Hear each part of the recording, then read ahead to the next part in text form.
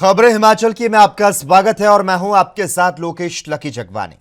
हिमाचल प्रदेश के शिमला में मुख्यमंत्री जयराम ठाकुर की अध्यक्षता में कैबिनेट बैठक का आयोजन किया गया, जिसमें कई प्रस्तावों पर मुहर लगी। हिमाचल प्रदेश कैबिनेट की बैठक में प्रदेश के सरकारी स्कूलों में तैनात एसएमसी शिक्षकों को चुनावों से पहले सरकार ने बड़ा तोहफा दिया। एसएमसी को अब कैजुअल लीव मिलेगी।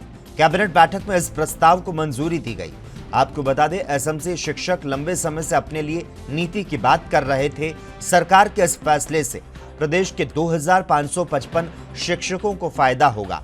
एसएमसी में तैनात महिला शिक्षकों को 6 माह का मातृत्व अवकाश देने की भी मंजूरी प्रदान की गई।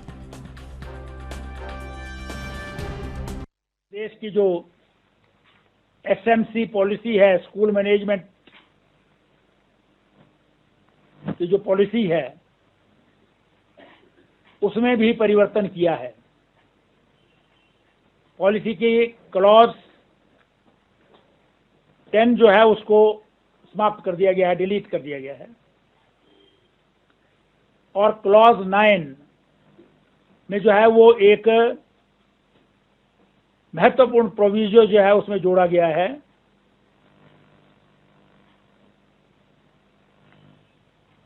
और मंत्रिमंडल ने जो है उनकी जो नौकरियां हैं, जो वो काम कर रहे हैं, उसे सुरक्षित रखने की दिशा में जो है वो एक बहुत बड़ा निर्णय लिया है। इसी के साथ साथ उनको जो है वो जो बाकी एम्प्लॉयज का होता है 1 कैजुअल लीव पर मंथ, वो उनको छुट्टियां भी मंजूर की गई हैं। और साथ ही साथ जो है वो मैटरनिटी लीव जो बाकी एम्प्लॉयज को दी जाती है, उसे भी मंजूरी प्रदान की है। मैं समझता हूं कि इस निर्णय से जहां हिमाचल प्रदेश के हार्ड और ट्राइबल एरियाज में विशेष रूप से काम करने वाले हमारे एसएमसी के अध्यापक हैं, उनको लाभ ही नहीं होगा वरन सुरक्षा भी उनको जो है प्राप्त होगी। और आगे जो है वो उनका भविष्य सुरक्षित रहेगा। इस बात की ओर जो है वो एक महत्वपूर्ण कदम जो है आज प्रदेश सरकार ने। पशुपालन विभाग हिमाचल प्रदेश के सौजन्य से राष्ट्रीय पशु प्रजनन कार्यक्रम के अंतर्गत 1 दिवसीय जागरूकता शिविर का आयोजन किया गया। शिमला की सुजानपुर विधानसभा क्षेत्र के अंतर्गत आने वाली ग्राम पंचायत टोनी देवी में यह कार्यक्रम आयोजित हुआ। इसमें विशेष रूप से पूर्व मुख्यमंत्री प्रेम कुमार धूमल ने शिरकत की। विभागीय उच्च अधिकारियों ने कहा कि वर्तमान में पशुपालन विभाग पशुपालकों के लिए तमाम सुविधाएं उपलब्ध करवा रहा है, जिसमें अनेक योजनाओं के अंतर्गत पशुओं को बीमारियों से बचाने के लिए स्पेशल किट उपलब्ध करवाई जा रही है। इस मौके पर पूर्व मुख्यमंत्री ने भी अपने विचार रखे। उन्होंने कहा कि पशुओं की सुरक्षा, उपचार और रक्षा के लिए उन्होंने मुख्यमंत्री रहते हुए गांव स्तर पर पशु डिस्पेंसरी खुलवाने का काम किया था, ताकि कोई भी पशु बीमारी से कालकाग्रास ना बने।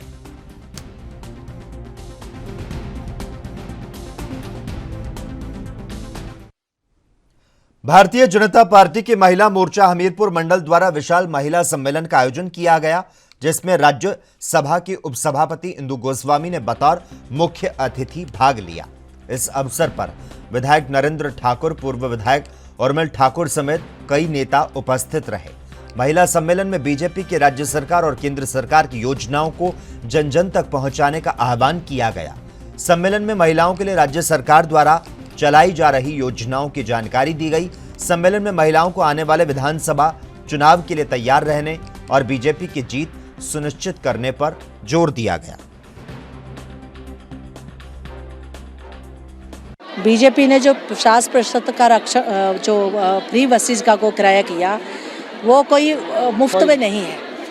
वो एक सोच थी कि महिलाओं को अगर मुख्य धारा में लेकर आना है, उनको विकास की नींव में आपने मेन उसमें रखना है उस स्थान पर, तो ठीक है। लेकिन ये जो ऐलान कर रहे हैं ना 1500 रुपया 1000 रुपया, ये तो मतलब एक किस्म का वोट बैंक की राजनीति कर रहे हैं। बीजेपी वोट बैंक की राजनीति नहीं करती। मैंने पहले भी कहा बीजेपी ने ऐसी योजनाएं और कार्यक्रम चलाए जो एक गरीब को भी सम्मान के साथ जीने का जो नींव रखता है, वो घोषणाएं की बीजेपी। कांग्रेस ने प्रदेश में लगातार चरमरा रही कानून व्यवस्था पर सवाल खड़े किए। कांग्रेस उपाध्यक्ष नरेश चौहान ने कहा कि ऊना में कांग्रेस कार्यकर्ताओं को गोली मार दी गई। प्रदेश में माफिया बेखौफ घूम रहा है। देवभूमि में इस प्रकार के कांड शर्मसार करने वाले हैं। तो साथ ही कांग्रेस नेता ने कहा कि पिछले 5 सालों में प्रदेश में अपराध बढ़े हैं। ये सब सरकार की कमजोरी को दर्शाता है।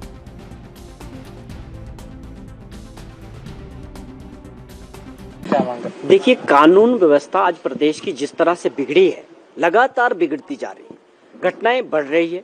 जिस प्रकार ऊना के अंदर सोमवार को जो है शरेआम गोलियों से जो उड़ा दिया गया युवा साथी को, तो ये अपने आप में एक चिंता का विषय है।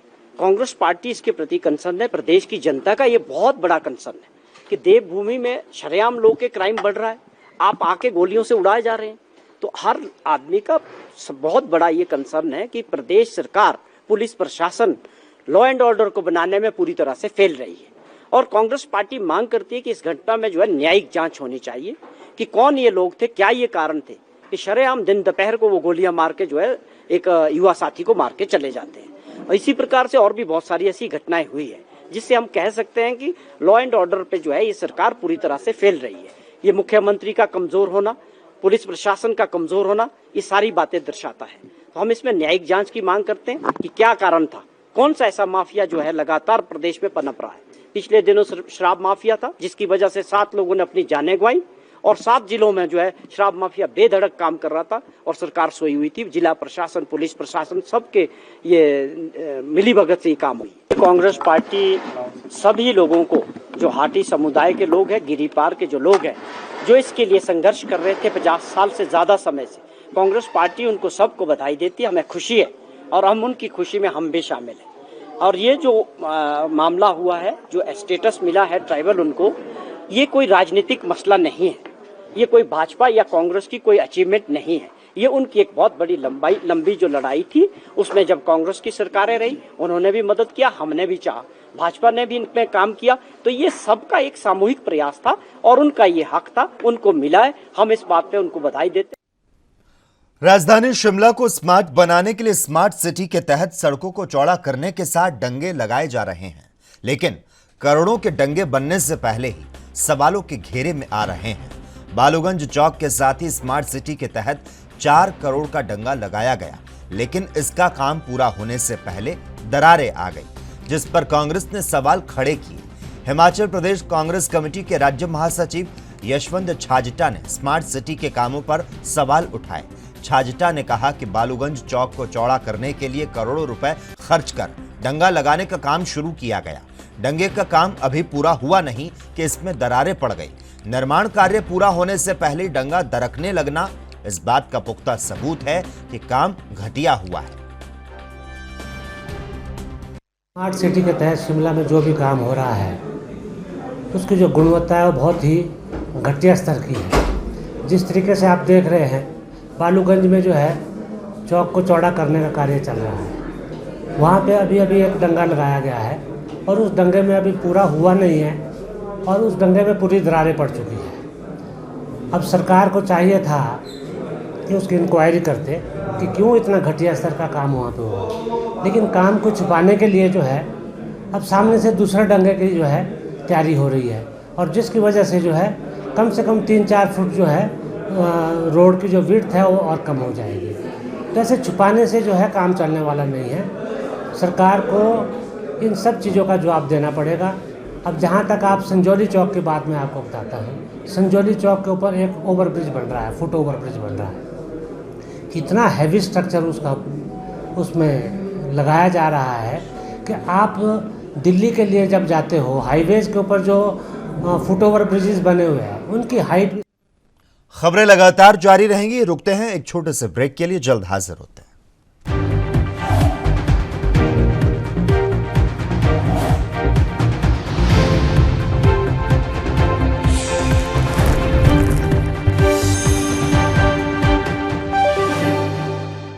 ब्रेक के बाद एक बार फिर से आपका स्वागत है।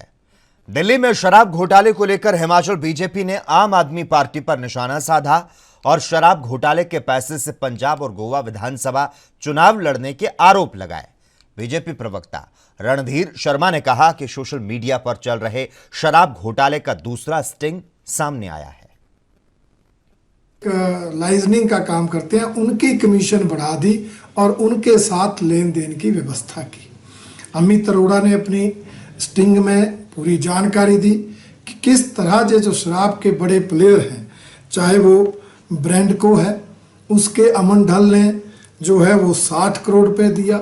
उसी तरह से जो इंडो स्पिरिट है, उसके जो सुमित महेंद्र हैं, उन्होंने 100 करोड़ रुपए दिया। इसी तरह से जो महादेव ल्यूकर है, 50 करोड़ के लगभग उसने दिया है। और दीवान स्पिरिट, इन्होंने भी 30 करोड़ के लगभग एडवांस दिया है। तो इस तरह से यही 4 प्रमुख प्लेयर दिल्ली के अंदर शराब का धंधा करते हैं।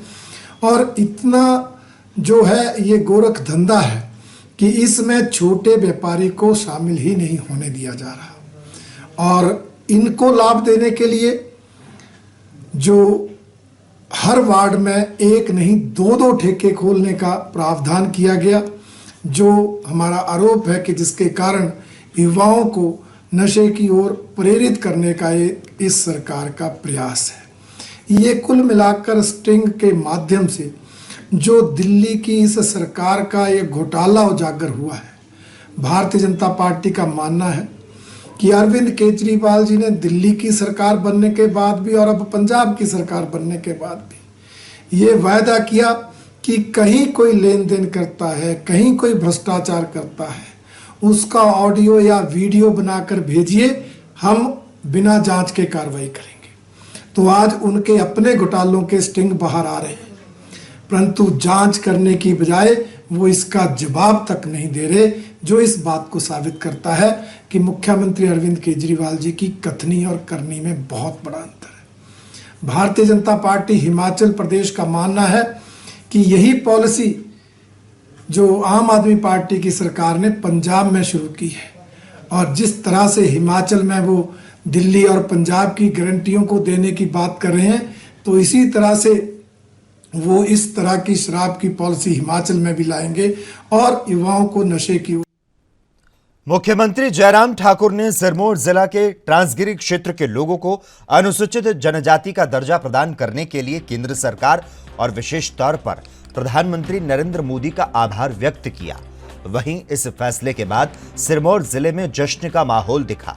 समुदाय के लोगों ने कहा कि केंद्र सरकार ने ट्रांसगिरी क्षेत्र के लोगों को पड़ोसी राज्य उत्तराखंड के लोगों के समान अनुसूचित जनजाति का दर्जा प्रदान करने की चिरलंबित मांग को पूरा किया, क्योंकि इन क्षेत्रों की संस्कृति और भौगोलिक स्थिति एक दूसरे से मिलती जुलती है।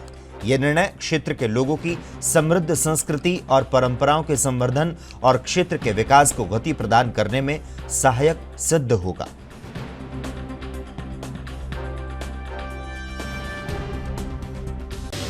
आज सिरमौर जिला के गिरिपार क्षेत्र के लिए बहुत बड़ी खुशखबरी है, जब केंद्रीय मंत्रिमंडल ने आज गिरिपार क्षेत्र को जो हाटी समुदाय था उसको जनजातीय क्षेत्र का दर्जा दे दिया है, कैबिनेट ने मंजूरी दे दी है।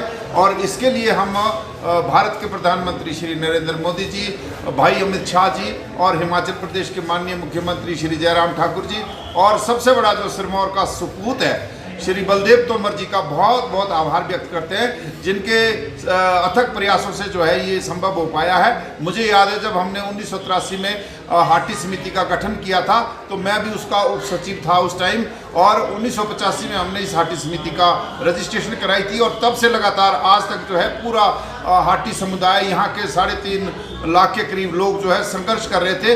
लेकिन कुछ लोगों ने बीच में जो है इसका विरोध करने की भी कुछ चेष्टा की, लेकिन उनका जो उनकी गलत सोच थी और उनकी जो इस बारे में विरोध था वो दरकिनार कर दिया भारत सरकार ने, और आज कैबिनेट का दर्जा मिल गया है। इससे बड़ी खुशखबरी यहाँ के लोगों को। हिमाचल प्रदेश अराजपत्रित कर्मचारी महासंघ की आज बैठक हुई। बैठक की अध्यक्षता उपायुक्त ऊना राघव शर्मा ने की। बैठक के दौरान उन्होंने कहा कि सरकार की नीतियों, योजनाओं और कार्यक्रम को धरातलीय स्वरूप प्रदान करने में कर्मचारियों की महत्वपूर्ण भूमिका रहती है। कर्मचारियों के अधिकारों और उनकी शिकायतों के निदान में अधिकारी संवेदनशीलता और तत्परता दर्शाएं।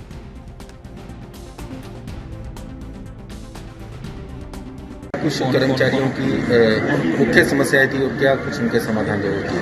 कर्मचारियों की जो उनकी सर्विस कंडीशन से रिलेटेड है, बहुत सारी समस्याएं हैं विभागों से जुड़ी हुई। उनके आज डीसीसी की मीटिंग में चर्चा की गई है जिला लेवल पे, और सभी विभागाध्यक्ष और हमारे इंटरप्रिटेशन के प्रधान सेक्रेटरी जो है यहाँ पर उपस्थित हैं, और सभी विभागों को विभिन्न मुद्दों पर निर्देश दिए गए कि कर्मचारियों के वेलफेयर से और उनके सर्विस कंडीशन से जो मामले जुड़े हुए हैं उन पर तुरंत जो है वो कार्रवाई की जाए, जिससे कि मोराल जिले में जो एम्प्लॉइज काम कर रहे हैं उनका हाई रहे और उनके जो मुद्दे हैं उनका टाइम बाउंड मैटर में रेजोल्यूशन हो सके। आज हिमाचल अराजपत्र कर्मचारी महासंघ जिला ऊना की तीसरी संयुक्त सलाहकार समिति की बैठक हुई। बैठक में 35 से लेकर 40 मुद्दों पर चर्चा हुई। हिमाचल की खबरों का सिलसिला लगातार जारी है। रुकते हैं एक और छोटे से ब्रेक के लिए।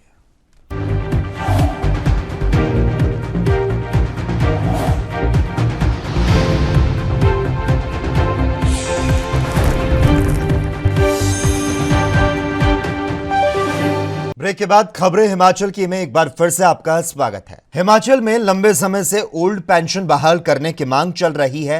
राजधानी शिमला में ओल्ड पेंशन बहाली को लेकर एनपीएस कर्मचारी महासंघ द्वारा सरकार के खिलाफ क्रमिक अनशन शुरू किया गया और इसके साथ ही अब एनपीएस पर चोट, ओपीएस को वोट अभियान शुरू कर दिया गया है। शिमला महासंघ द्वारा इस अभियान की शुरुआत की गई और अब कर्मचारी ओल्ड पेंशन की बहाली को लेकर लोगों के बीच जाएंगे। हर ब्लॉक स्तर पर यह अभियान चलाया जाएगा। एनपीएस कर्मचारी महासंघ जिला शिमला अध्यक्ष कुशाल शर्मा ने कहा कि 2015 से महासंघ ओल्ड पेंशन बहाल करवाने की लड़ाई लड़ रहा है। केंद्र सरकार के समक्ष यह मामला उठाया गया और विधानसभा घेराव किया गया, लेकिन सरकार द्वारा आश्वासन तक नहीं दिया गया।